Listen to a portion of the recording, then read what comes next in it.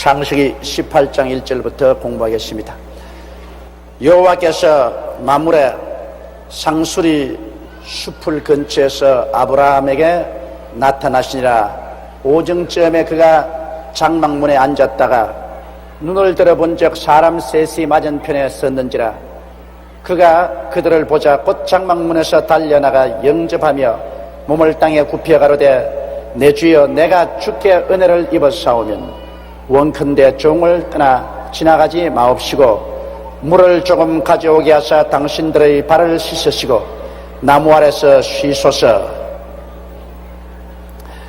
구약 성경에 야훼 하나님께서 몸을 가지고 나타나실 때는 언제나 우리 주 예수 그리스도이신 것입니다.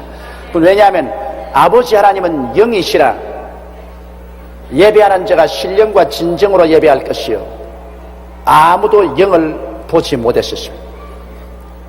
그러므로 하나님은 영이신지라 육인 사람의 눈으로는 하나님 아버지는 보지 못합니다. 그러나 예수님은 아버지 하나님의 품에서 나오신 분이요 예수님은 아버지의 그 영광의 광채시여 본체의 형상이기 때문에 예수님은 언제나 아버지를 대표해서 눈에 보이는 하나님으로 나타나신 것입니다. 그러므로 구약 성경에 야훼의 사자, 보통 천사는 야훼의 사자라고 말합니다. 그냥 사자라고 말하고 그냥 천사라고 말하지만은 야훼의 사자라고 말할 때하고 야훼 하나님께서 직접 나타났다고 할 때는 반드시 예수님이 나타나신 것을 말씀하는 것입니다. 왜냐하면 아버지도 영이시고 성령도 영이십니다. 그러나 예수님은 보이는 형체를 가지고 있습니다. 그렇기 때문에 보이는 형체로 하나님이 나타나실 때는 언제나 예수님을 통해서 나타나신 것입니다. 그러므로 나물의 상수리 숲을 근처에서 아브라함이 이 장막을 치고 살았습니다. 아브라함은 목축을 하시는 분이기 때문에 언제나 풀 많은 곳으로 짐승떼를 거느리고 그 장막을 옮겨 다닙니다. 그러므로 이곳에 풀이 많기 때문에 장막을 쳐놓고 난 다음에 이제 짐승떼를 먹이는데 그때는 사람들이 많지 않기 때문에 사람이 굉장히 귀합니다. 옛날 이스라엘에서는 이 손님이 오면은 극진하게 대접을했습니다. 천사처럼 대접을했어요.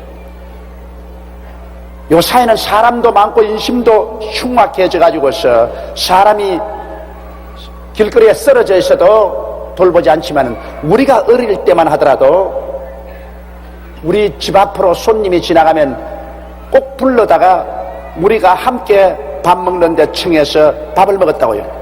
그 참 지금 생각해봐도 벌써 호랑이 담배 먹을 때 그 시골에서는 여름철에 그 마당에다가 등석을 깔아놓고 거기에 전부 다 뚝배기에 뭐 장도 찢어놓고 호박도 볶아놓고 그 다음엔 호박 잎사귀도 삶아놓고 아주까리 잎사귀도 삶아놓고 그렇게 아주 풋고추도 갖다 놓고 그렇게 둘러 앉아가지고서 막 왁삭왁삭 먹어야 되지 않습니까? 그런데 저기 사람이 지나가면 오세요 오세요 오세요 여기 와 우리 밥 먹는데 같이 왔어요. 숟갈 하나 더 가지고 오너라. 그럼 뭐 지나가다가 와가 소매 턱턱 긋고 인사 소개도 안 했는데 와 앉아가지고서 그 숟갈 가지고서 같은 장국에 그냥 숟갈 넣어가지고서 같이 먹고 그렇게 했습니다. 그런데 우리도 어릴 때 자랄 때 그게 정상인 줄 알았었습니다. 정상인 알았어요.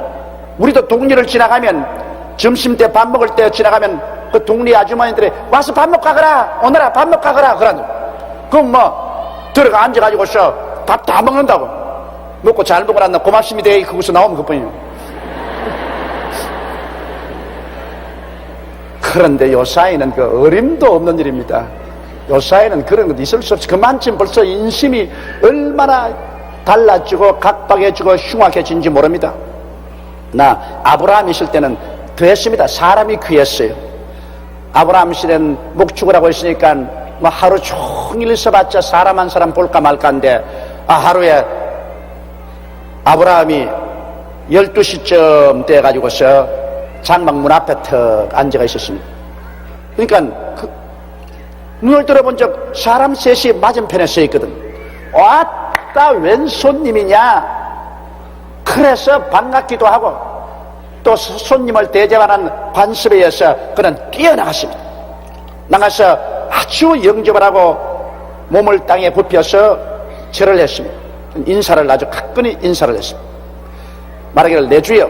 이거는 아주 손님을 존경했던 말입니다. 아브라함은 이분들이 야훼 하나님이요 두 사람은 천사인 줄 전혀 몰랐습니다. 사람의 모습으로 왔기 때문에 그냥 사람인 줄 알았지 천사인 줄은 전혀 몰랐었습니다. 그래서 가로되 내 주여 내가 주께 은혜를 입어 싸우면 원컨대 종을 떠나가지 마옵소서. 그러니까 외롭기도 하고 그러니까 함께 와서 이야기도 좀 하고 밥도 좀 같이 먹고 그렇게 말친구도 되어주고 그렇게 하고 떠나가 달라는 것입니다. 내가 물을 좀 가져오게 하사 당신들의 발을 씻으시고 나무 아래서 씻었어. 그 옛날에는 여러분 오늘날 같이 좋은 신발을 신고 다니지 않기 때문에요 가죽으로 만든 샌들이나 이런 것 신고 다니기 때문에 언제나 발이 더럽습니다. 발이 문제투성이에요. 이러므로 귀한 손님이 오면은 꼭 주인의 종들이 와서 물을 떠와서 발을 씻깁니다. 발을 씻깁니다. 이 큰 손님 대접이에요. 그래서 종이 언제나 주인의 발을 씻기고 손님의 발을 씻깁니다. 그런데 예수님께서 십자가에 못 박이기 전에 최후의 만찬을 하시고 난 다음 제 아들의 발을 씻겼었습니다. 예수님께서 타올을 어깨에 걸머지시고 몸에 지금 묶으시고 대야에 물을 떠와가지고서 제 아들의 발을 다 씻었습니다. 종이 주인의 발을 씻기는데 예수님은 주님께서 제 아들의 발을 씻깁니다. 그 다른 제 아들은 얼굴이 시뻘겋게 해서 있습니다. 왜냐하면 발이 얼마나 더럽습니까? 더구나 여자 발 또는 남자 발 그냥 발에서 땀이 나가지고서 발냄새가 얼마나 납니까? 그걸 예수님이 전부 물로 씻어서 타올을 닦아준 그 베드로 차례에 오니까 베드로가 내 발은 못 닦아요. 그게 자존심입니다. 왜냐면 미안하거든. 자기가 예수님 발을 먼저 닦아야 되겠는데 예수님이 발을 닦아주니 얼마나 미안합니까? 내 발은 못 닦아요. 나는 안 돼요. 그러니까 예수님께서 베드로야 내가 지금 내 발을 씻는 것은 그 의미를 네가 모른다. 그러나 내가 내 발을 씻기지 아니하면 너는 나와 상관이 없다. 그러니까 베드로가 막 그때는 또 얼마나 성이 급한 베드로입니까? 그러면 이마가 까진 그 머리를 내놓고 내 머리도 씻어주시옵소서. 그 베드로는 열정이 언제나 넘쳐요. 또 그런 열정이 넘치는 사람을 주님께서 사랑을 하십니다. 실수도 많이 하지만은 그런 사람이 일을 해내요. 얌전하게 있는 사람은 별로 일을 못해요. 그러니까 주님께서 베드로야 한 번 씻은 사람은 온몸이 다 깨끗하거니와 발만 더럽다. 발만 씻으면 된다. 이 아주 중요한 말을 했습니다. 여러분 사람들이 한번 예수를 믿고 난 다음 죄 지으면 또 타락했다가 또 새로 구원받고 또 새로 구원받는 것이 아닙니다. 한번 예수를 구주로 모시면 그는 하나님 앞에 온 전신이 정결하게 된 것입니다. 오직 이 세상에 살면서 사람이 죄를 지을 수밖에 없는데 그 행위의 발만 늘 씻으라는 것입니다. 구원은 한 번 받고 죄만 늘 회개하라는 것입니다. 아시겠어요? 구원은 한 번 예수 믿으면 영원히 구원받는 거예요. 그러나 발은 행위는 늘 씻어야 돼요. 그러므로 매일매일 같이 우리는 구원을 새로 받는 것이 아니라 구원은 한번 받았으니 완전하고 매일매일 같이 발은 씻어야 됩니다. 늘 죄는 회개해야 되는 것입니다. 죄를 짓지는 의인은 없으니까 죄를 자꾸 씻어야 돼요. 안 씻으면 큰일 납니다. 그리고 주님께서 말씀하기를 내가 너희 주요 너희 선생인데 너희 주여 선생이 너희 발을 씻겼으니 이제 너희도 서로 발을 씻겨라 그렇게 말씀하셨습니다. 그것은 너희 중에 서로가 내가 높다 내가 너보다 낫다 이렇게 주장하는 자세를 취하지 말고 서로 겸손하게 되어서 서로를 섬기는 사람이 되라. 그래서 주님이 발을 씻긴 것입니다. 이 중동에는 원래 이 발 씻기는 습관이 이로 말미암아 유래한 것입니다. 어떠한 사람이 저기 와서 말을 해요. 왜 성경에는 예수님께서 제 아들이 발을 씻기시고 있는데 오늘날 교회에도 이 세종례라고 해서 발 씻기는 예를 하지 않느냐. 이 적은 교회에서는 성도들이 다 모여서 서로 발을 씻겨주는 예를 합니다. 날 보고 와서 왜 순복음교회에서는 발 씻기는 예를 안 하냐 그래서 여보시오, 우리 교회에서 발을 씻기려면 소방대 호수차를 다 가와가지고서 온 우리 교회당이 아예 한강물이 되게끔 만들어야 발을 씻기지. 도저히 우리 교회에서는 그 발 씻기는 그것은 할 수가 없다.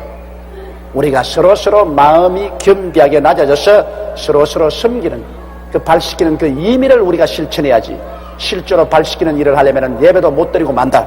제가 그런 말을 한 적이 있습니다. 그런데 아브라함은 뛰어가서 물을 좀 가져다가 발을 씻기고 나무 아래 시원한데 돗자리를 깔고 앉겠습니다. 그리고 말하기를 내가 떡을 조금 가져오리니 당신들의 마음을 쾌활케 하신 후에 지나가소서. 당신들의 종에게 오셨음이니이다. 그들이 가로되 내 말대로 하라. 그래서 아브라함 말했습니다.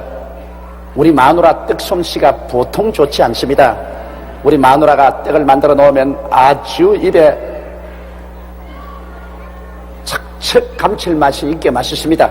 그러므로 떡을 좀 만들어서 올 테니까 잡수시고 쉬시고 그렇게 가십시오. 그러니까 이 세 손님이 그렇게 하겠습니다. 우리가 여기서 기다리겠으면 그렇게 하십시오. 아브라함이 급히 장막에 들어가 사라에게 이르되 속히 고운 가루 세 쌀을 가져다가 반죽하여 떡을 만들라 하고, 아브라함이 또 짐승떼에 달려가서 기름지고 좋은 송아지를 취하여 하인에게 주니 그가 급히 요리한지라. 참 1등 대접 아닙니까? 부인에게 밀가루 반죽을 해서 아주 맛있는 빵 굽고, 또 무리 가운데 가서 아주 살찌고 좋은 고기가 연한 송아지를 끌고 와서 이를 종이에 주어서 잡게 했었습니다. 성경 말씀에는 남에게 대접을 받고자 하는 자는 남을 먼저 대접하라고 말씀했습니다. 말로서 남을 대접하고, 사랑으로 남을 대접하고, 물질로 남을 대접하면 언젠가 그 대접이 돌아오게 되는 것입니다. 이 세상에 실제적으로 여러분 공짜는 없습니다. 정말 공짜는 없어요. 저 미국 텍사스주에 가면은 한국인 의사가 큰 농장을 가지고 있습니다. 굉장히 큰 농장이고 아주 큰 부자입니다. 그런데 그 의사가 왜 그렇게 큰 부자가 되었냐면, 하루는 아침에 세브란스 병원 의사로서 출근을 하는데, 쫙 걸어가는데 택시 한 대가 쫙 오더니만 병원 입구에 덜컥대입니다.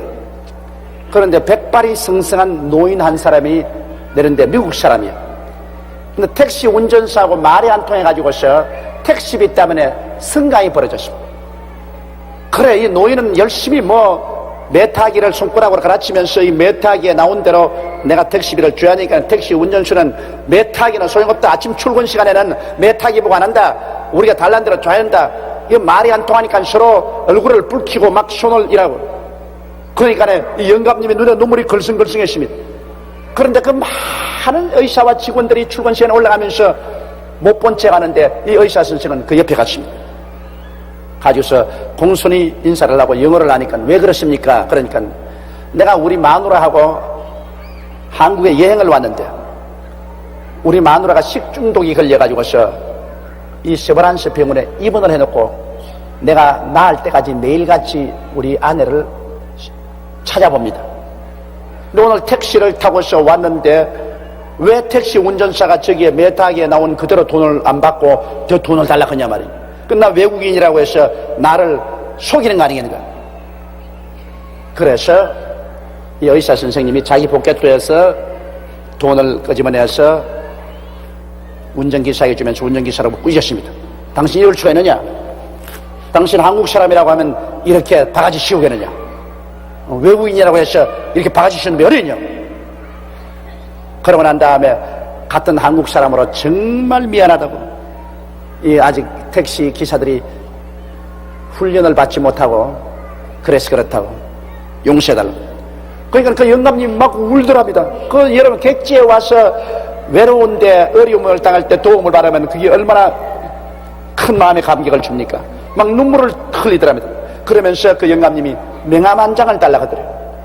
근데 영감이 뭐 별 볼 일 없이 다 늙은 영감이 옷도 아무렇게나 입으니까 그냥 명함 한 장 줬어요. 그런데 그 영감님이 어떤 영감이냐면 텍사스에서 큰 농장을 가진 백만장자예요. 그리고 잊어버렸는데 이 노인이 이제 미국에 들어가서 수년이 지나고 난 다음에 그 부인도 세상을 뜨고 영감님이 세상을 뜰 때 자기 변호사를 불러다가 유언을 하는데 그 영감님이 뭐냐면 명함을 내놓으면서 저 한국의 세브란스 병원에 아무개라는 의사인데 이 사람에게 내 모든 재산을 상속한다. 그래가 호박이 능쿨째 떨어져 버리고 말았어. 보십시오. 조그마한 친절이 그것이 세월이 흘러가면서 자꾸 눈사람처럼 커졌어. 그 영감님의 가슴 속에는 깊은 인상을 남겨놓았었습니다. 그래서 그가 죽을 때 그 의사에게 받은 그 친절이 못내 잊을 수가 없어서 자기의 재산을 그 의사에게 다 내줬다. 이러므로 성경 말씀 히브리서에도 보면 너희가 손 대접하기를 등한히 하지 마라. 부지불식간에 천사를 대접할 수 있나니라고 말했습니다. 바로 이 아브라함이 그렇게 한 것입니다. 손님을 열심히 잘 대접하다 보니까 자기도 모르는 사이에 그 천사를 대접하고 말았어. 그래서 천사를 대접한 결과로 큰 축복을 아브라함이 받았거든. 우리는 자세히 살펴보고 천사인가 마귀인가 알아보고 대접을 해야 돼요. 그 잘못 대접해서 마귀를 대접했다가는 박살난다고. 나는 이 성경 말씀에 크게 감동을 해서 불광동에서 목회할 때 천사를 대접해야 된다. 그때 우리가 얼마나 가난했습니까? 찢어지시 가난할 텐데 육군 소령 마크를 달고 여기 십자가를 탁 달은 군복을 입은 군목이 왔어요. 자기는 군목 소령인데 그 근처 고아원에 왔다가 우리 교회에 와서 철야를 하고서 가겠다. 그러고 왔다 가는데 나는 그래도 단간방이라도 자는데 군목 소령인데 어떻게 철야를 합니까? 그래서 내 아무것도 없지만 내 방에 들어와서 찾아버렸습니다. 그래 내 속으로는 손 대접하기를 힘쓰라 했는데 나야말로 모범적이다. 그래서 우리 그때 빵밖에 없었어요. 밀가루빵. 그 밀가루빵을 갖다가 반쪽을 나누어 가지고서 그분하고 나오고 먹고 물 마시고 그러고 밤에 성경 이야기를 하는데 성경은 그렇게 잘 알아요. 그럼 내가 나는 그때 전도사 시절이고 그 목사니까 내가 그 앞에서 아주 무릎을 꿇었다고요. 그래서 그날 자고 그럼 내일 아침 새벽 기도를 인도를 해 주십시오. 그러니까 나는 여기 손님으로 왔으니까 조 전도사가 새벽 기도를 인도하시오. 나는 은혜를 받을 테니까. 그래서 내가 참 고이고이 책 몇 권 거기 두고 내 주일날만 입는 옷 한 벌 있습니다. 그건 정말 모셔놓아요. 그 이외에는 아주 헐무리한 옷을 입죠. 새벽기도도 헐무리한 옷을 입습니다. 주일날 수요일날 입고 나갈 옷 한 분 그 벽장도 있으니까 벽에다가 딱 싹 그러는. 근데 그 녀석이 이야기하면서 자꾸 내 옷을 쳐다보더라고. 그래서 내가 왜 저 옷을 자꾸 쳐다보나 그렇게 생각을 했는데 아침에 가서 새벽기도를 내가 설교를 하고 기도를 하는데 밖으로 나가더라고요. 그래서 화장실에 가는가 보다 그렇게 생각했어요. 그래서 우리는 아침에 설교하고 난 다음에 한 1시간 내지 2시간 새벽 기도를 하고 들어오는데 내 손님이 있고 하니까 나 1시간쯤 기도하고 와서 빨리 대접을 해야 되겠다고. 그래서 부랴부랴 기도를 마치고 방에 들어오니까 말 같네. 내가 덮고 잔 혼이불 그 호청 뜯어가지고서 거기에 내 있는 책하고 그리고 내 그 단불 신사복하고 다 사가지고서 가지고 가버려. 손 대접을 잘못하다가 박살나버리고 말았어. 나는 천사를 대접한 줄 알았는데 사탄을 대접을 했어. 근데 저는 마음이 굉장히 약한 사람이에요. 나는 이 사람들을 강하게 대접할 그걸 못해요. 그런데 몇 년이 지나고 난 다음 그 녀석하고 부딪혔습니다. 그 부딪힌 자리에서 희한한 데 부딪혔어요. 서울 시내에서 내가 화장실에 좀 가야겠다 싶어가지고서 소변을 보러 갔는데 그 놈도 소변을 보러 왔어요.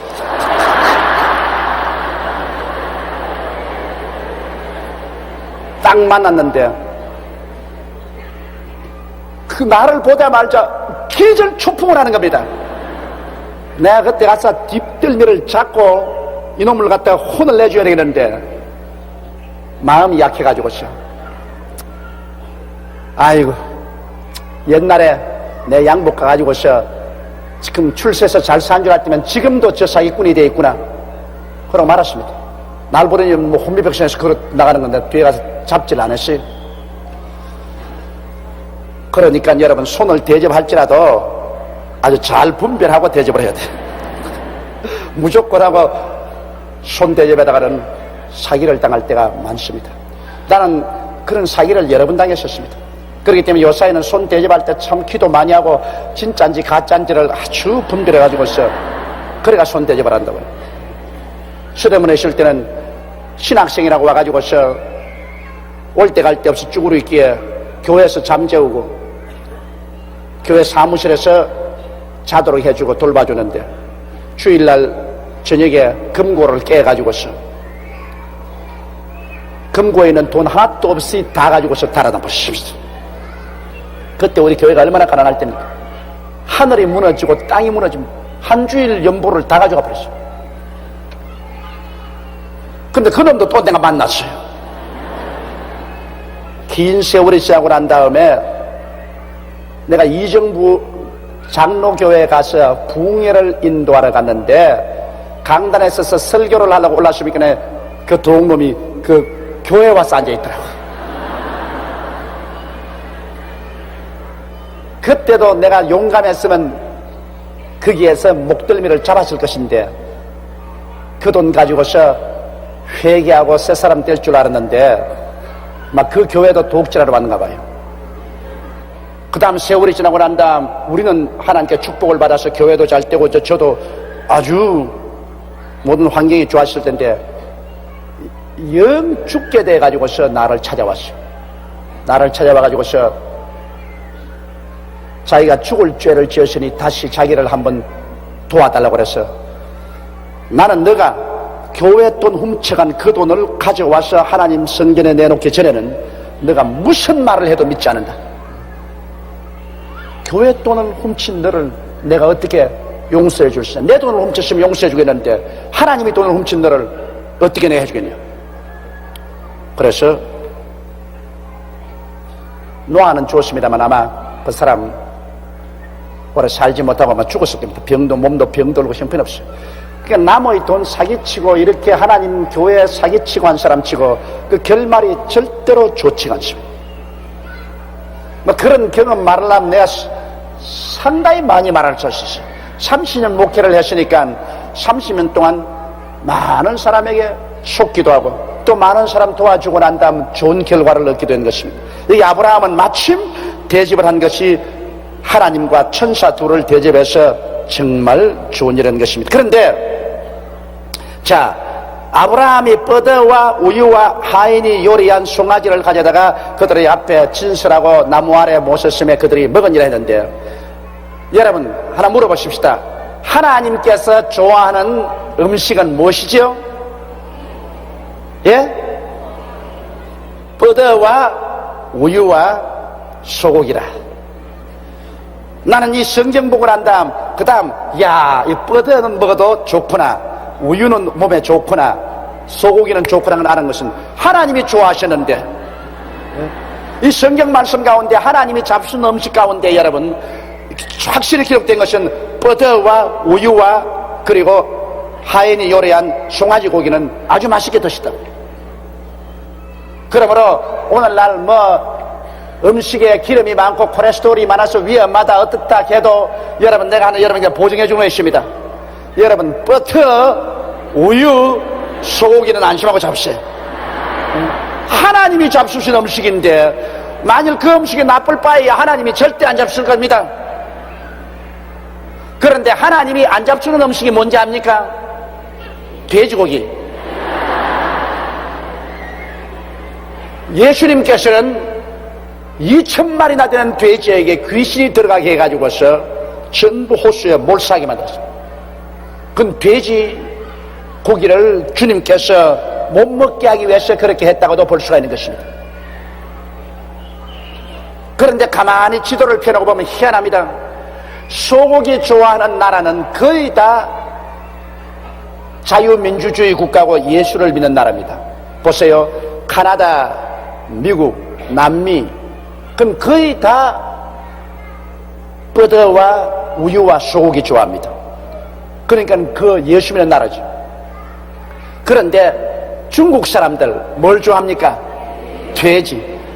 정월달에 돼지 잡아서 처마에 묶어놓고 한 달 내내 돼지만 먹지 않습니까? 중국 사람 돼지 잘 먹으니까 빨갱이가 됐다. 하나님을 배반한 공산주의 마귀들은 소련과 동굴아파 그다 햄 먹는 나라입니다. 돼지 먹는 나라입니다. 소련과 동굴아파. 그 돼지 먹는 나라는 전부 귀신이 들어가가지고 있어. 공산당을 나라가 됩니다. 그래서 우리 대한민국이 나는 절대로 공산당이 될 수 없고 하나님 잘 믿는 나라가 된다는 이유는 한국 민족은 특이하게 소고기를 좋아합니다. 한국 민족은 돼지고기 별로 안 좋아해요. 실제로 할 수 없이 돈이 없어가지고 고기가 먹고 싶으니 돼지 먹지. 이 한국 사람은 될 수만 있으면 소고기 먹으려고 그래요. 아마 이북 사람들이 돼지고기를 조금 좋아하는지 모르겠어요. 희한하게 지도를 펼쳐서 보면 돼지고기를 좋아하는 곳에는 공산당이 주력이 돼 있고 소고기를 좋아하는 곳에는 예수 믿는 사람들이 많고 자유민주주의 국가가 되어 있는 것입니다. 그 우연한 일치라고도 보겠지만은 그렇게 되어 있는 것입니다. 이래서 여기 보면 아브라함이 버터와 우유와 하인이 요리한 송아지를 가져다가 그들 앞에 진설하고 나무 아래 모셨으며 그들이 먹으니라. 사람들이 내보고 늘 묻습니다. 목사님, 천당에 가도 음식을 먹나요? 미국 부인 한 분인데 그렇게 먹는 게 좋답니다. 자기는 먹는 거 없으면 못 산대요. 먹는 게 그렇게 재미가 있고 맛있고 취미가 있고 좋아서. 그럼 내가 만나자마자 묻는 말이 뭐냐면, 목사님, 많은 목사님들에게 물어보니까 천당에 가면 안 먹는다 하는데 안 먹으면 무슨 재미로 삽니까? 먹는 재미가 말로 다 할 수 없는데, 그러니까 천당에 가서 먹어요? 그럼 묻더라고. 그래서 내가 먹고 말고요. 천당에 가서 먹지요. 아니 그러면 성경에 어디에서 가르쳐 줬어요? 그래서 내가 이 성경을 뗐습니다.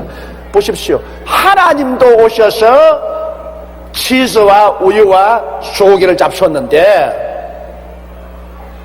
아니 천당에서 안 먹을 리가 있습니까? 천당에서 먹어요. 그러나 한 가지 내가 말씀해 준 것은 천당에는 화장실은 없습니다.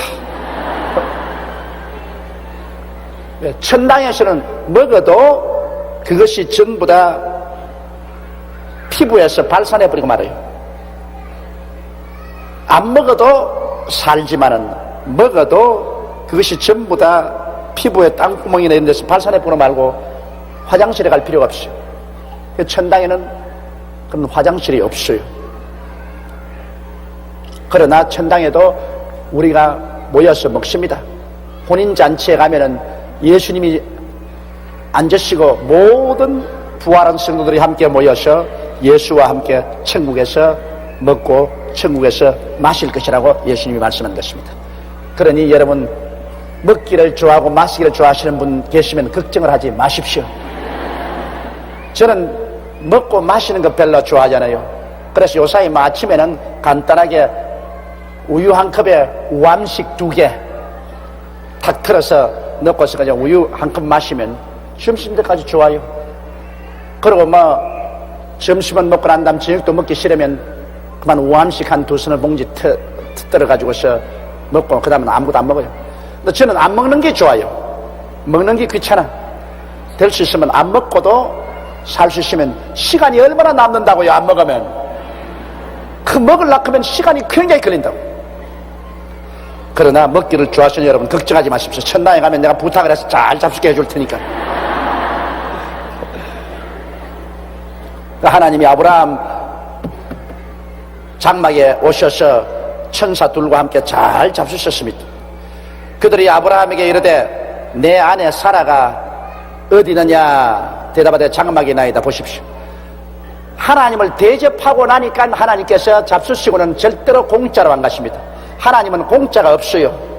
하나님을 대접하면은 반드시 하나님께서는 그 대가를 주십니다. 이것이 믿음의 씨앗이죠. 우리가 하나님을 믿음으로 대접하고 나면은 하나님은 그 대가를 줍니다. 어린아이가 오병이어를 주님께 드리니 주님께서 그것으로 5,000명을 먹이고 12바구니 남게 해서 어린아이에게 돌려주라. 주라. 그래야면 돌려줄 것이니 곧 후이되어 눌러 흔들어 넘치게 삼켜 주리라. 뭐 당장 오늘 주고 내일 안 나온다고 하면 그것은 야박하지. 우리가 하나님 섬기는 것은 무슨 하나님께 드려서 이용해 가지고서 내가 하나님 통해서 돈벌이 나려고 하는 그런 정신으로 하면 그건 절대 안 되죠. 우리가 하나님을 사랑하고 하나님을 섬기기 때문에 우리 하나님을 대접하고 그러면 하나님께서 우리에게 주는 그러한 순수한 사랑의 관계를 해야지. 이 예상만을 해가지고 내 10원 주면 하나님이 15원 주시고 내 20원 주면 하나님이 40원 주시고 이거는 완전히 샤머니즘이지. 이것은 신앙이 아닙니다. 이것은 하나님을 이용해서 자기 부귀를 누리려고 하는 것이라 이거는 잘못된 신앙입니다. 순수한 사랑으로 내가 하나님을 경배하기 때문에 하나님을 위해서 대접을 드리고 그 대접하니까 하나님이 기뻐서 또 우리에게 주신다. 그거예요. 우리가 부모님 오면은 아이고 내가 부모에게 요거 대접하면 부모님 재산 요거만큼 내게 주겠지. 그렇게 하고 부모를 대접하면 그건 아주 나쁩니다. 부모를 사랑하기 때문에 우리가 부모님을 잘 섬기고 대접하면 그 부모 마음이 움직여져 가지고서 야 참 내 자식 준 보람이 있다. 그래 가지고서 자식들에게 주는 거 아니겠습니까? 그렇죠. 그래야 그게 대접이지. 꼭 내가 대접하면 그 대가로 부모에게 얼마 받아내겠다면 그런 자식에게 부모님 대접받기를 원치 아니하는 것입니다. 아브라함이 참 진실로 야훼 하나님과 두 천사를 대접하니까 다 잡수시고 난 다음에 물으셨습니다. 그들이 아브라함에게 이르되 내 아내 사라가 어디 있느냐 대답하되 장막에 있나이다.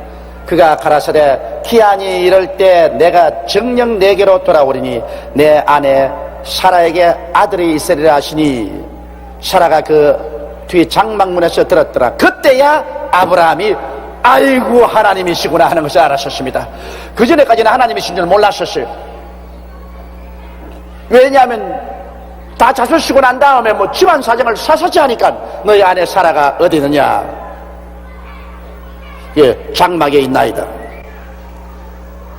가라사대 기한이 이럴 때 내가 정녕 내게로 돌아오니 내 아내 사라에게 아들이 있으리라. 하나님께서 역사하실 때가 아니라 기한을 따라 역사합니다. 그거 잊지 마십시오. 하나님은 때를 따라 역사합니다. 하나님은 여러분 때가 오지 않으면 역사하지 않으십니다. 가나의 혼인잔치에서 예수님의 어머니 마리아가 와서 이 집에 포도주가 떨어졌다 했을 때 예수님께서 아이고 어머니 기다리세요. 당장 포도주 만들어 드리지요. 안 그렇습니다. 여자야 나와 무슨 상관이니 내 때가 아직 이르지 아니하였나이다. 그랬다가 때가 오니까 주님께서 하인들을 명하여 결례통 6통에 물을 가득히 채우라고 하시고 난 다음 그걸 떠서 갖다 주라 하니 떠서 연회장에 갖다 주니 포도주가 됐었습니다. 성경에 보면 울 때가 있으면 웃을 때가 있고 돌을 주울 때 할 때면 돌을 내버릴 때가 있고 안 할 때가 있으면 아는 것을 멀리할 때 있고 사랑할 때가 있으면 미워할 때가 있고 전쟁할 때가 있으면 평할 때 태어날 때 있으면 죽을 때가 있고 하나님께서 범사의 때를 따라 한다 했다는 것입니다. 그러므로 우리가 하나님을 섬기고 주님의 나라를 위해서 믿음의 씨앗을 심고 하나님을 경배하면 그 다음에 하나님이 축복할 것은 때를 기다릴 줄 알아야 되는 것입니다.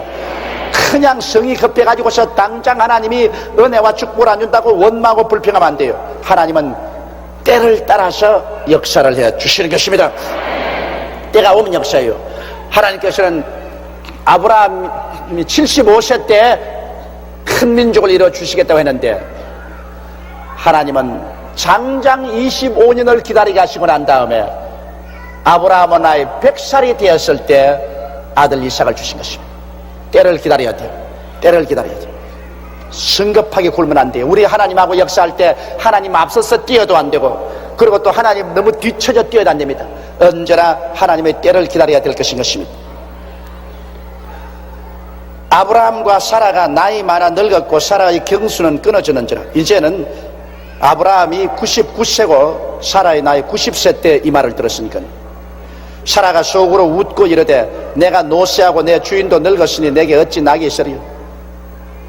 사라는 장막 뒤에서 다 들었거든. 이 천막이니까 이 천으로 만든 천막이니까 밖에서 이야기 다 들리지 않습니까? 근데 사라가 속으로 피시시 웃었습니다.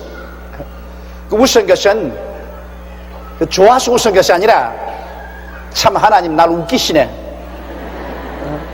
내 나이가 지금 몇 살이라고?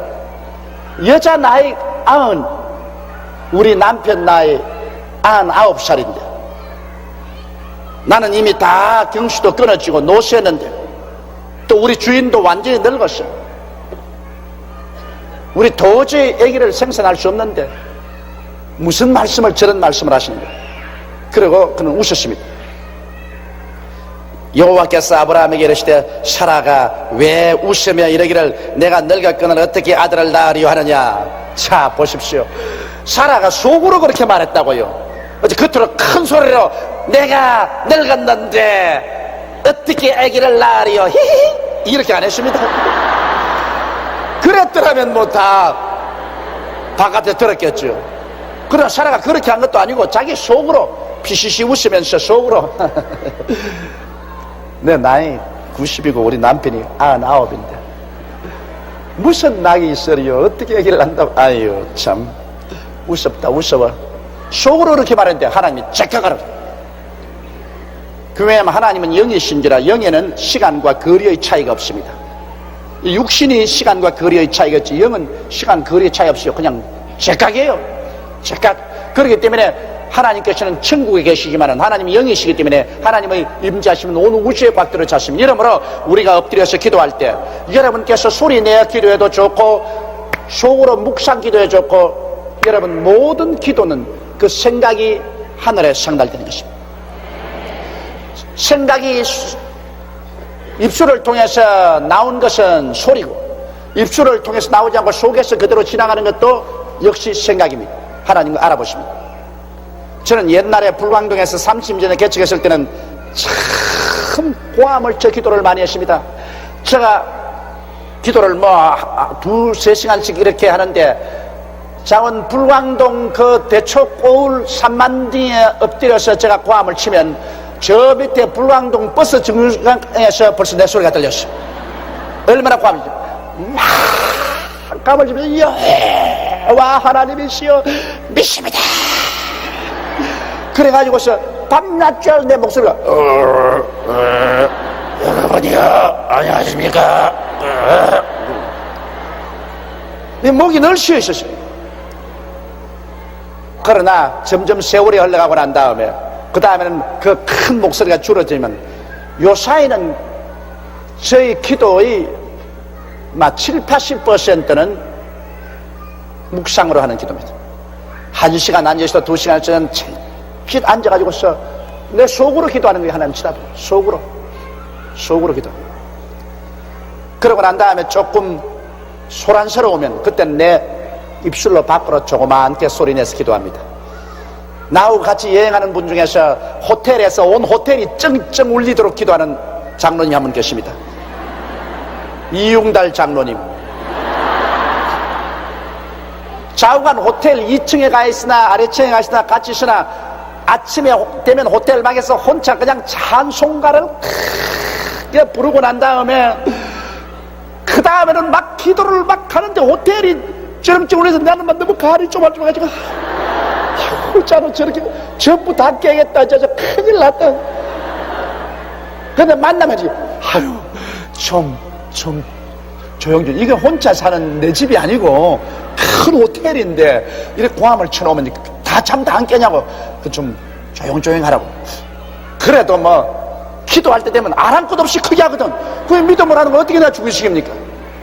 한 번은 내가 요 방에 들어갔고, 나는 호텔에 댕기면 내 혼자 댕기는 법이 없어. 우리 교인들, 우리 장로님 집사님들 4-5명 같이 가서, 여기 내 방이면 장로님 여기 들어오고 여기 들어오고 여기 들어오고 쭉 옵니다. 그런데 내가 여기 호텔에 들어오고 여기 다른 사람, 일본 사람이 들어오고 여기 들어오는데, 이제 집회를 하고 들어와서 목욕을 하고 이제 자기 전에 이제 기도를 하는데, 나도 기도를 하고 이용달장으로 기도하는데, 요 중간 사이에 일본 사람들 부부가 들어가지고서 무슨 이야기를 하는데 시끄럽게 이야기를 하고 있어. 하고 있으니까 벽을 탁 때리면 시끄럽다!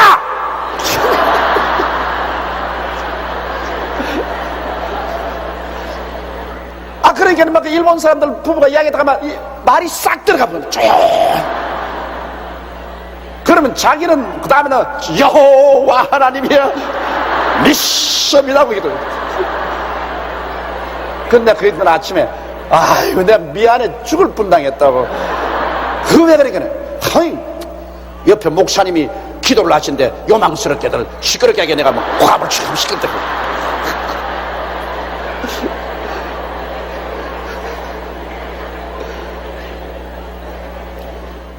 이 기도라는 것은 아직 기도가 연단이 안 됐을 때는 큰 소리 하는 게 좋습니다. 큰 소리 하면 내 기도가 귀에 들리기 때문에 잡생각이 안 나요. 그러나 기도가 점점 연단이 되면은 그 다음에는 묵상 기도도 참 좋습니다. 묵상 기도도 아주 깊이 들어가 버리면 나와 세상은 강부럽고 구속한 주만 보이도다. 이렇게 그냥 묵상 기도 쓰게 되는데, 이럴 정도 하려면은 상당한 연단이 있어야 되는 것입니다. 상당히 연단하고 묵상 기도 하려면 막 잔소리가 많이 생각이 나요. 우리 어머님께서 저기 와서 걱정을 하고 오셨어요. 왜냐니까 나 이 마귀가 들어간 것보다고. 왜 새벽에 가서 내 혼자 기도를 하다가 그만 나도 모르는 사이에, 그때 어머님이 장사할 때입니다. 양말 한 켤레에 이거 얼마입니다. 장갑은 이거 얼마고요? 그래가 막 깜짝 놀래가지고서 아이고 내가 기도하다가 양말 한 켤레 얼마고 장갑 한 켤레 얼마고 큰일 났다고 날 보고 와서 이 귀신을 좀 쫓아내달라고 그랬어요. 아이고 어머니 그건 귀신이 아니고 너무 피곤해가지고서 너무 피곤해가지고서 아침에 새벽 나서 기도하다가 그만 졸아가지고서 헛소리 한 겁니다. 근데 귀신이 아니고 헛소리입니다. 그건 왜냐면 큰 소리로 기도해야 잠도 깨고 헛소리가 안 나와요. 연단이 안 된 사람이 그냥 적은 목소리로 기도하든지 묵상을 하다가는 깜빡 졸아가지고서 그런 헛소리 하는 것입니다. 근데 사라는 속으로 웃었다 했거든요. 분명히 12장에 사라가 속으로 웃고 이러기를 속에서 말했거든. 내가 노쇠했고 내 주인도 늙었으니 내게 어찌 낙이 있으리요. 그렇게 말했는데 하나님은 제각알았어. 그러면 우리 하나님께서 우리 속으로 말한다고 해서 절대 모른다고 하셨습니다. 예수님께서 여러분 있을 때 바리새 교인, 사두개 교인, 교법사들이 종종 무리 가운데 이거 속으로 말했거든. 저 참남하도다. 어찌 저런 말을 할 때 예수님 당장 알아들었거든. 어찌하여 너희가 의심하느냐. 주님은 뭐 속으로 하는 거 다 알아들었습니다. 영의 세계는 육의 세계와 다른 것입니다. 여호와께서 아브라함에게 이르시되 사라가 왜 웃으며 이르기를 내가 늙었거늘 어떻게 아들을 낳으리요 하느냐. 따라 읽으세요. 여호와께 능치 못한 일이 있겠느냐. 기한이 이럴 때 내가 내게로 돌아오르니 사라에게 아들이 있으리라. 여호와께 능치 못한 일이 있겠느냐. 이 참 놀라운 거예요. 왜? 야훼 하나님은 그 말씀으로 천지를 지었었어요. 천지를 지었어요. 이 천지가 얼마나 큽니까? 여러분 이 우주의 직경이 얼마인지 압니까? 요사이 천문학자들이 말하는 것은 350억 광년이라고 합니다. 햇빛이 1년을 달려가는 속도를 1광년이라고 하는데 그 햇빛이 350억 년을 달려가야 이 우주 끝에서 이 우주 끝까지 갈 수 있다는 것이니, 그러니 아유 우리 사람으로는 생각도 못해요. 그 속에 하나님이 별을 얼마나 갖다 놨습니까? 그 하나님께서 그 별 다 지어놨을 때 하나님은 의미 없이 지어놓은 건 아닙니다. 앞으로 천년왕국 이후로 그 다음에 사람들이 육신으로 자라나는 하나님 선민이 있고, 이제 또 영화된 하나님 선민이십니다.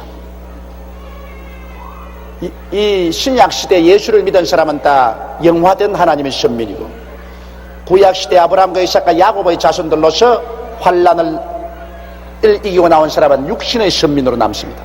육신의 선민이 이제는 안 죽으니까 그냥 자꾸 생산된단 말입니다. 안 죽으니까.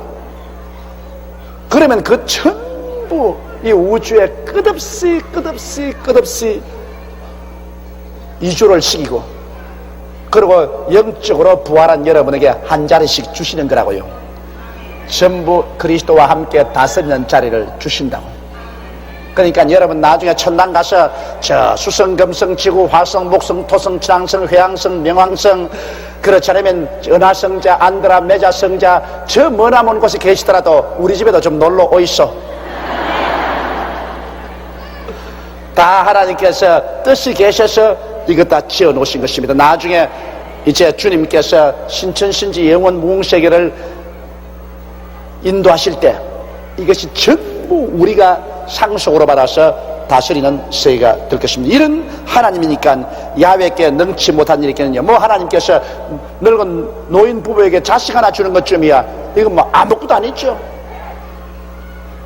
사실 우리가 하나님을 너무 적게 생각하는 버릇이 있습니다. 하나님은 우리가 생각하는 것보다 더 크시고 위대하시고 광대하신 하나님인 것입니다.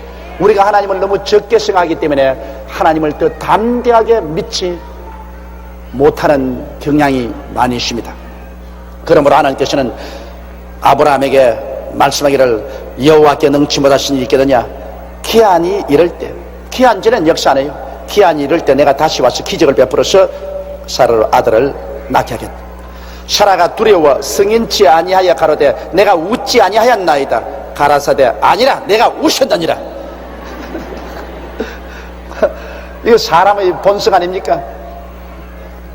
내 안에 사라가 왜 웃으니까 뒤에서 놀래가지고서 나 안 웃었어요. 무슨 소리 하냐? 나 웃었다. 하나님의 말씀 거짓이었습니다. 사라가 하나님의 말씀을 부인하려고 했기 때문에 그게 부인이 되나요?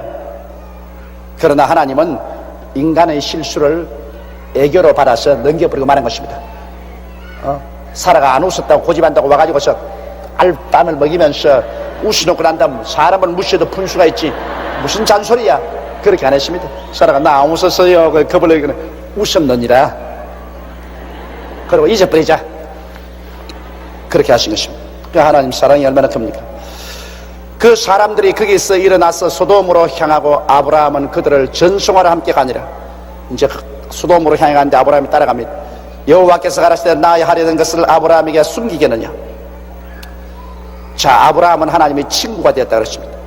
그래서 아브라함은 정말 하나님을 사랑하는 친구인 아브라함에게는 숨기지 않습니다. 우리는 하나님의 자녀이기 때문에 하나님께서 소돔과 고모라를 멸하기 전에 아브라함에게 안 숨겼습니다.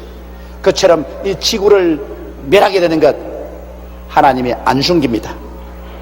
우리 빛의 자녀들에게는 하나님이 이 지구를 멸하고 신천신지가 오기 전에 우리에게 가르쳐 주시는 것입니다. 벌써 우리에게 많이 가르쳐 주셨어요. 내일 모레 이틀 동안 조장구역장 회의가 있는데 내가 조장구역장 회의에 말세론을 말합니다.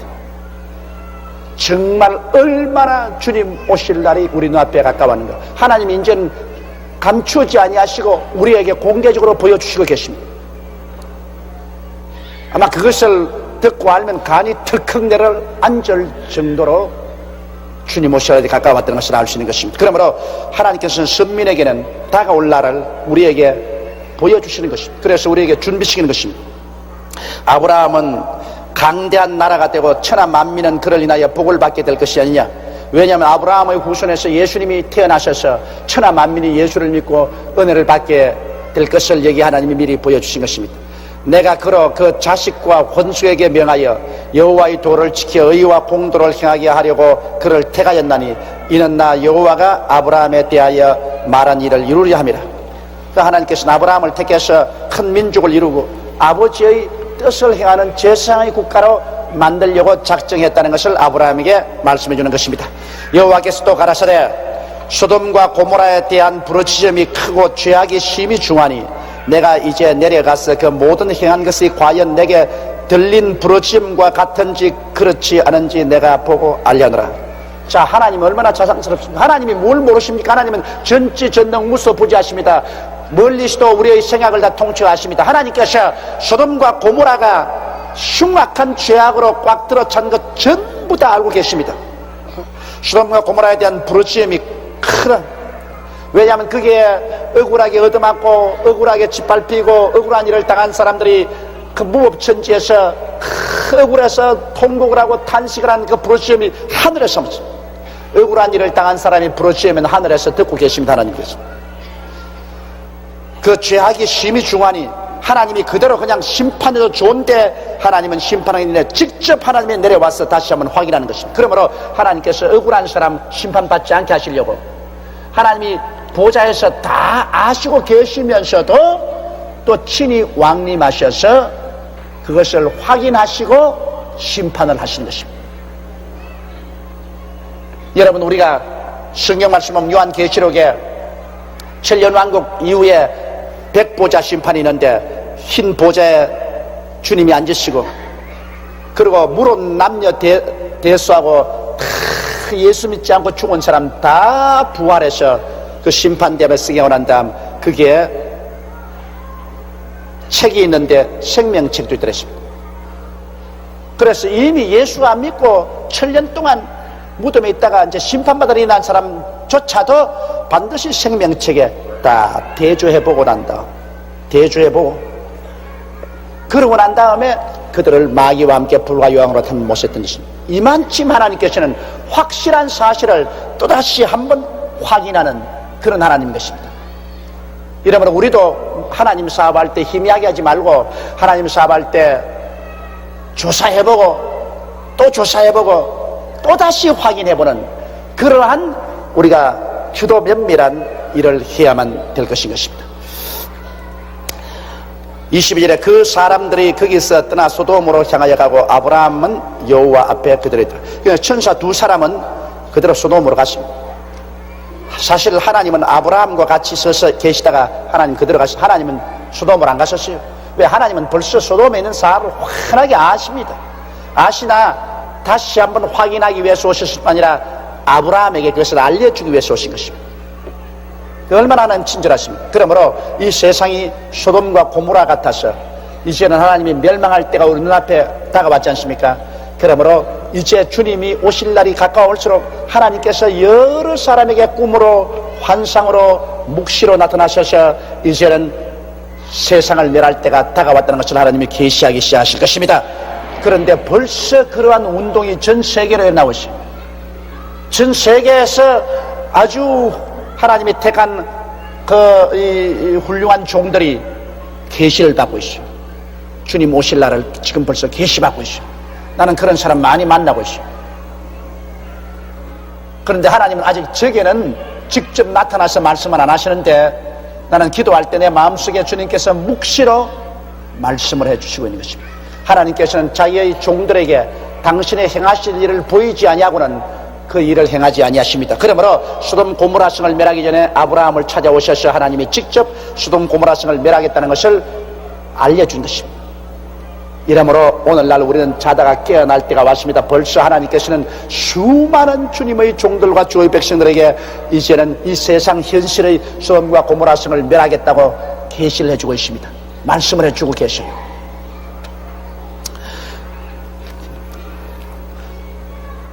그 사람들이 거기 있었더나 소돔으로 향하여 가고 아브라함은 여호와 앞에 그대로 섰더라.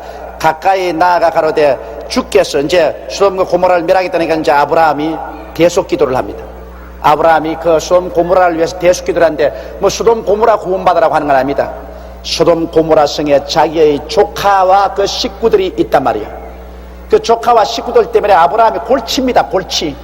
왜냐하면 옛날엔 조카 롯과 그 식구들이 그들라오멜 왕과 전쟁터에 포로로 잡혀가지고 아브라함이 자기 집에서 기른 318명의 군대를 거느리고 가서 구사일생으로 전쟁을 해가지고서 구출해 놓았지. 그 다음에 또 하나님께서 소돔 고모라 성을 멸하겠다고 하니까 그것도 함께 멸망받을까 싶어가지고서 아브라함이 그냥 창자가 다 쏟아지는 간절한 마음으로 소돔 고모라 성을 위해서 기도를 하고 있는데 실상은 조카를 위해서 기도한 것입니다. 아브라함이 기도했기 때문에 소돔 고모라 성에서 조카가 구출을 받은 것입니다. 아브라함이 기도 안 했으면 박살났어요. 근데 아브라함 기도 안 보십시오. 아브라함의 기도가 얼마나 간절한지.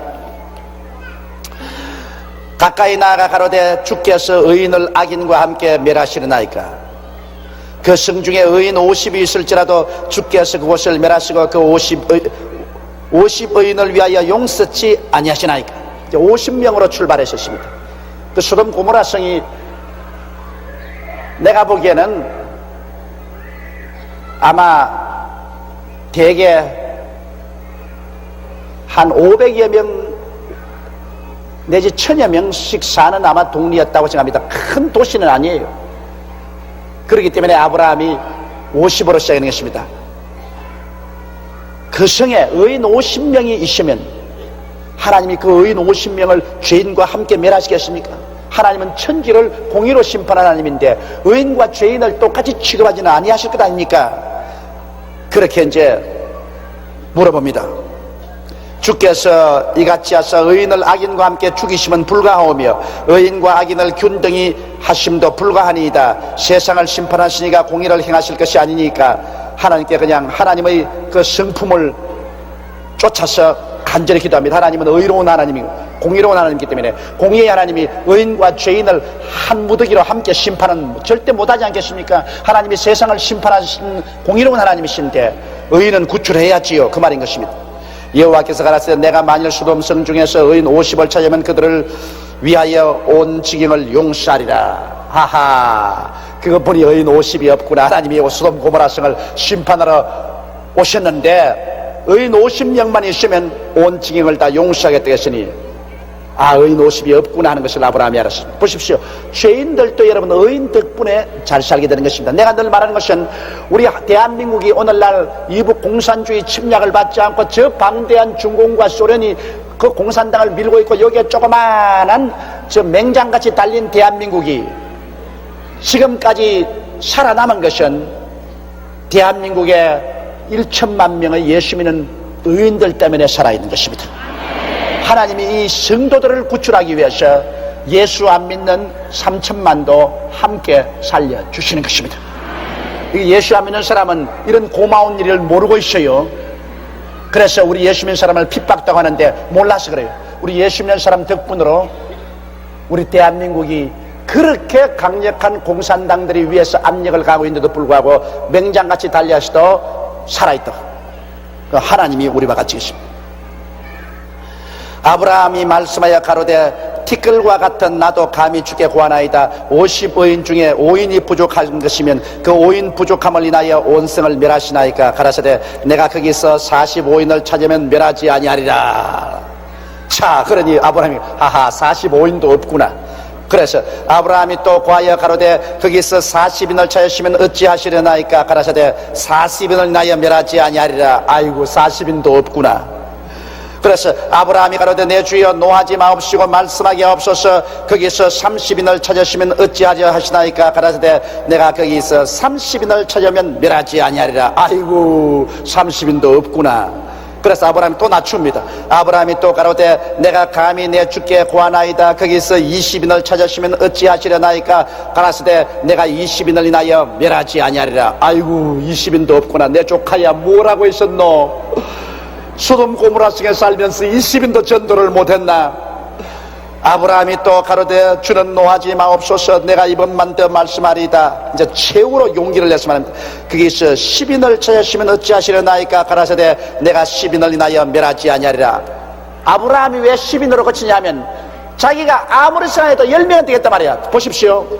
롯이 있지요. 롯 부인이 있지요. 두 딸이 있지요. 그 다음에는 두 사위가 있지요. 거기에다가 두 사위의 양친 부모가 있지요. 그럼 10명이거든. 그러니까 아브라함이 생각하기를 롯이 아무리 게으르게 신앙을 해도 사돈이야 구원 안 했겠나. 사돈이야. 그런데 보니까 롯은 사돈을 구원 못했을 뿐 아니라 자기 마누라도 구원을 못했어. 그러니 아브라함은 정말 주님을 잘 믿는 그러한 훌륭한 하나님의 백성의 상징이 되고, 롯은 말썽꾸러기 하나님 백성의 상징입니다. 가는 곳마다 롯 때문에 말썽꾸러기요. 그러나 롯이 그래도 구원을 받은 것은 아브라함 때문에 구원을 받은 것입니다. 주 예수를 믿어라, 그래야만 너와 내 집이 구원을 했으니까, 아브라함을 구원하자니까 롯이 아브라함의 집에 속해 있기 때문에 아브라함 덕분에 구원을 받은 것입니다. 그러므로 소돔 고모라 성을 하나님이 그대로 막 멸해버릴 것인데, 아브라함이 여러분 건질긴 기도 보십시오. 그러므로 기도는 건질기 해야 됩니다.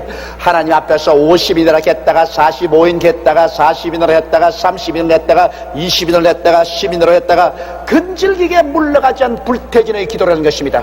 그러므로 하나님께서는 알으셨습니다. 네가 이렇게 기도하는 것은 네 속에 너희 조카 롯의 가족을 구원하려고 이렇게 하는구나, 하나님이 알아들으셨다고요. 그렇기 때문에 나중에 소돔 고모라 성을 멸할 때 하나님의 천사들이 와서 조카 롯과 그 가족을 끌어내는데 그들이 머뭇거리니까 막 화를 냈다고요. 빨리 나오라고. 당신들 때문에 이 소돔 고모라 성을 지금 심판을 못한다 그랬습니다. 당신들 때문에. 왜? 아브라함이 간절히 기도해서 하나님이 들어주셨기 때문에. 그렇기 때문에 롯과 그 식구를 천사들이 구원하기 전에는 소돔과 고모라 성을 멸하지 못하겠다는 것입니다. 사람들은 말하기를요, 이 교회나 교인들이 7년 환란 통한다고. 7년 환란에 막 온 세상이 환란 당할 때 7년 환란을 통하다가 구원받는다 그래요. 웃기는 소리 하지 마십시오. 왜? 아브라함의 조카 롯도 엉터리로 믿어도 아브라함의 기도로 말미암아 소돔 고모라 성을 멸하기 전에 롯과 그 가족을 소알성으로 옮겨서 소알성에 들어가는 것을 보고 난 다음에 하나님이 소돔 고모라 성을 멸한 것입니다. 성경에 하나님 말하기를 너희 가족이 빨리 여기서 피난하기 전에 이 성을 멸할 수가 없다고 그랬었습니다. 하나님께서는 주의 백성을 피신시켜 놓고 난 다음에 심판하는 것입니다. 7년 환란이라는 것은 여러분 심판입니다. 하나님께서 이 지구를 철저히 심판한 때가 7년 환란인 것입니다.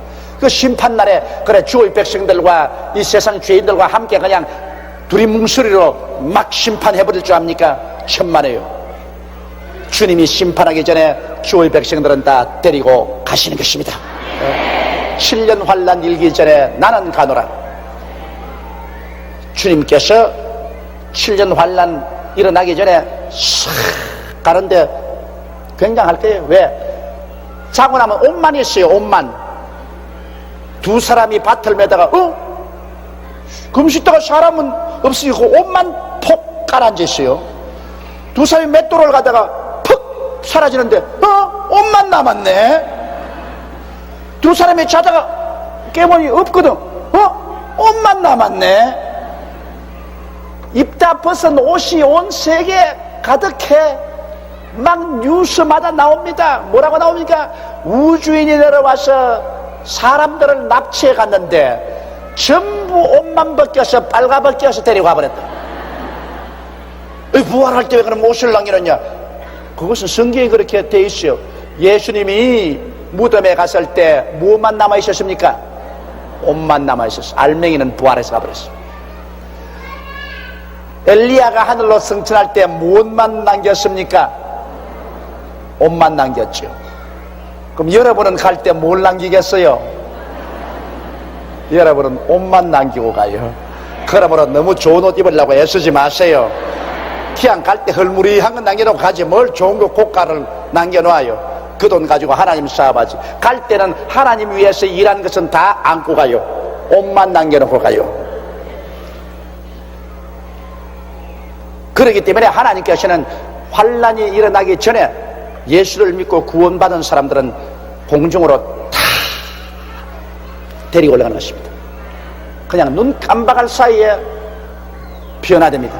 성경은 말하기를 마지막 나팔 소리와 함께 우리가 순식간에 변화하려고 하는 것입니다. 그리고 공중으로 싹 끌려가는 것입니다. 눈 깜박할 사이에. 그래서 가면 이 공중에는 뭐가 와 있느냐?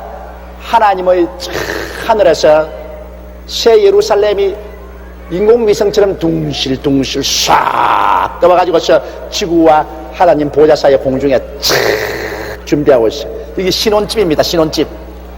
주님께서 이 새 예루살렘을 신부가 남편을 위해서 단장같이 아주 화려한 새 예루살렘을 공중에다가 탁 띄워놨어요. 전부 그 속으로 휴 하고 다 들어갔어요.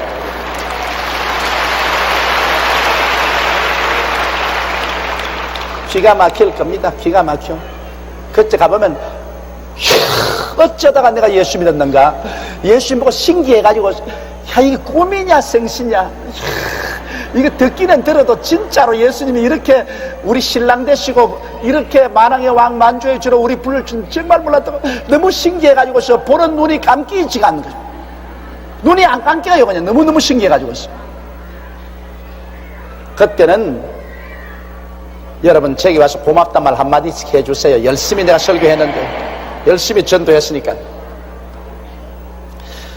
이처럼 소돔과 고모라 성을 멸하기 전에 롯과 그 식구를 하나님께서 구출한 것처럼 하나님께서 이 세상을 심판하기 전에 우리를 구출할 것이므로, 그러므로 여러분 깨어서 기도하시기 바랍니다. 너희는 깨어 있으라. 하나님이 도적같이 올기 때문에 깨어 있으라. 어떻게 깨어야 되냐? 예수 잘 믿고 성령 충만하고 기도 열심히 하고 전도 열심히 하고 있는 사람은 깨어 있는 사람입니다. 안 깨어 있는 사람은 예수 열심히 믿지 아니하고 주일날 또 놀러 다니고 성령 충만 안 받고 성령 받으라면 비난하고 주님 위해서 일하지도 않고 하나님 전도도 안 하는 이러한 잠든 신앙은, 그런 사람들은 7년 환란을 통합니다. 여러분, 기름 준비한 사람은 들려 올라가고 기름 준비하지 못한 사람은 환란을 통합니다. 교인이라고 해서 환란 안 통한 사람은 다 안 통하냐면 그렇지 않습니다. 보시면 롯도 그 아내는 자꾸 뒤를 돌아보다가 소금 기둥이 되고 말았었습니다. 앞으로 소금 기둥 될 사람은 굉장히 많아요. 그러나 내가 볼지인데 오늘 수요 기도회에 나온 여러분 중에는 소금 기둥 될 사람 한 사람도 없어요.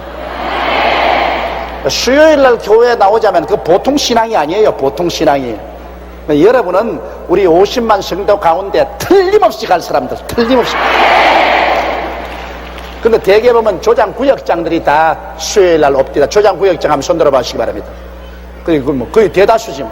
거의 대다수가 다 조장구역장. 오늘 이야기 안 할 걸 그랬다. 미리 해라니 내일 하면 또 재미가 없을 건데요.